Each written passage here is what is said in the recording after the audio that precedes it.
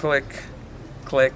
Hello everyone, this is Take from BigHeadTaco.com coming to you with another new video, and this is actually going to be a how-to.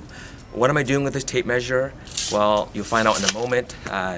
Today we'll be talking about scale or zone focusing. Now, scale focusing existed many years ago, back in the 30s, 40s, and 50s, with cheaper cameras that didn't have any way of being able to see what focus distance. So some of the nicer cameras had rangefinder focus. Some of the cheaper cameras, there was no way of focusing except by scale. So around the lens, usually there was some kind of a distance gauge that you could figure out around the distance that you'd be, and that's how you focused.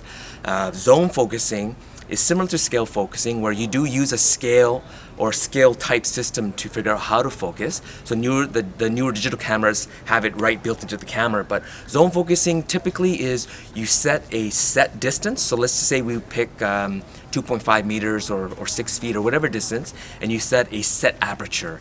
Typically, most people that zone focus are trying to get as much in focus as possible. So typically around f5.6 to maybe even as high as f11 or f16. So that's one of the tricks of doing scale or zone focusing while doing street photography without having to use autofocus. And one of the advantages of zone focusing or scale focusing is that you don't have to worry about the camera not being able to focus in time, that you just focus on being able to take the picture. And there's some really famous street photographers. One of them by name is Bill Cunningham, and there's a really cool documentary on him. Even on Netflix, called Bill Cunningham, New York. And you could see him shooting with an old Nikon manual camera.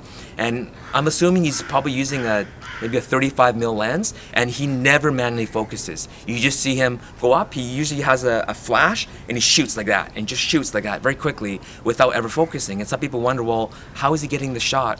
Well, he's zone focusing or scale focusing. He knows the exact distance. So this is a Ricoh GR-D4, the last generation Ricoh GR, and like most GRs, it has in manual mode, there's a little scale that tells you what distance you're manually focusing at, as well as it tells you what's in focus or what your depth of field is. But with this camera here, like all Ricoh GRs, there's a thing called snap focus. Now, snap focus is similar to zone focus, but it's a preset distance. So I set it at about 2 to 2.5 meters.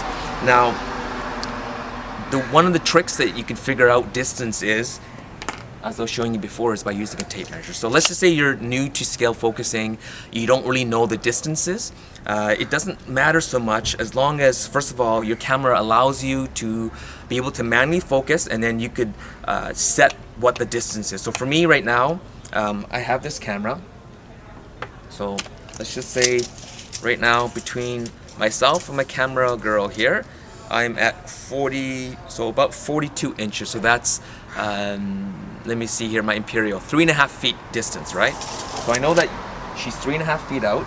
Now, if your camera allows you to focus by distance, so 3.5 feet, if it's only in meters, you just have to convert the distance in meters, but you just set that distance, and then you set your aperture, your f-stop, and that will help you figure out how much depth you have. Now, this is complicated with a digital camera if your camera doesn't give you a distance and a depth of field scale. And this is where the superiority of older cameras with manual focus lenses. Now, this is one of my favorite cameras. This is an old Minolta CLE, and it has an M mount. So there was an equivalent Leica camera called the Leica CL.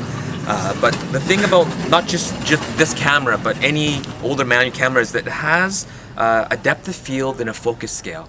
Now this is where zone focusing is powerful, this camera. So again, now if I focus with this camera here, so I'm going to focus on, again, on my camera, my video girl here, and let's just focus. And on the camera here, it says that I am at somewhere between 1 and 1.2 meters, or around 3.5 feet. So we did measure it, right? It's 42 inches. So that is correct. It's at 42 inches. So we know what the distance is. Now in here as well, now we get to pick you're not in the way at all, yeah. What we do is we pick your f-stop or your aperture.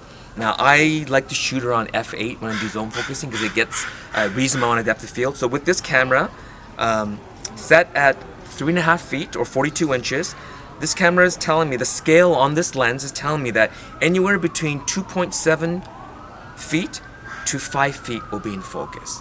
Okay, so 2.7 to 5 feet will be in focus, or 0.8 to 1.5 meters is in focus. Now, why is that important? Well, this is a 28 mil equivalent lens, and as I look through here, I can tell that the framing of my subject looks perfect. So for this lens, for 42 inches at f8, so having that much in focus, I know that anywhere between about here to about here, I don't need to manually focus. Everything will be in focus. So as you shoot, you just crank and you shoot. Oh, let's see here. Turn the camera on and shoot. I know it's in focus. I don't need to focus anymore. In fact, as long as I know my framing, then all I have to do is crank and shoot. No need to autofocus. So that is the power of scale focusing. But let's just say, for instance, you're at home and you're using film. You don't want to waste too much time and money wasting rolls of film to do scale focusing. This is where tape measure comes in handy. So let's just see how we can do this. So we have this camera here. Okay, so let's just use this fence here. Hello guys. So let's just use this fence here. So if I use this camera, okay, and I think that this distance is a good distance to shoot people or whatever subject, okay? But I don't really know what the distance is. Well, all you do is use your tape measure. It tells me that I'm 70 inches away.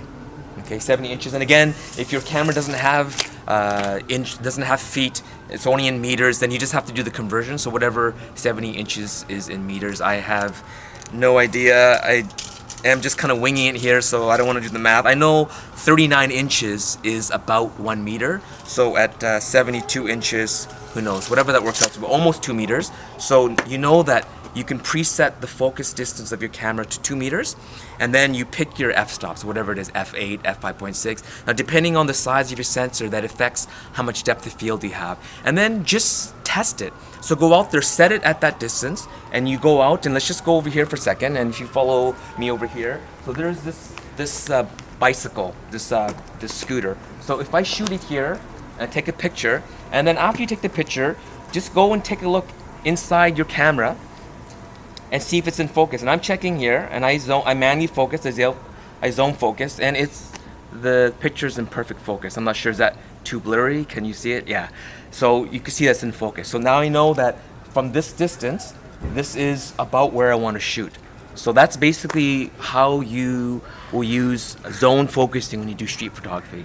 Now the power of that is, if you set your camera to a set focus distance and you set it to a set aperture and you know that you're going to get the right exposure, you don't have to worry about autofocusing. All you have to do is focus on being able to take pictures quickly, and that frees you up without having the stress of thinking that you're not going to be in focus when you take the picture. So again, with a older manual camera, manual focus, either rangefinder or an SLR, all that scaling and everything is here. You don't need to use a tape measure. You focus, you could quickly see what distance you're at based on the distance scale, and then by the depth of field scale you can see how much you're in focus.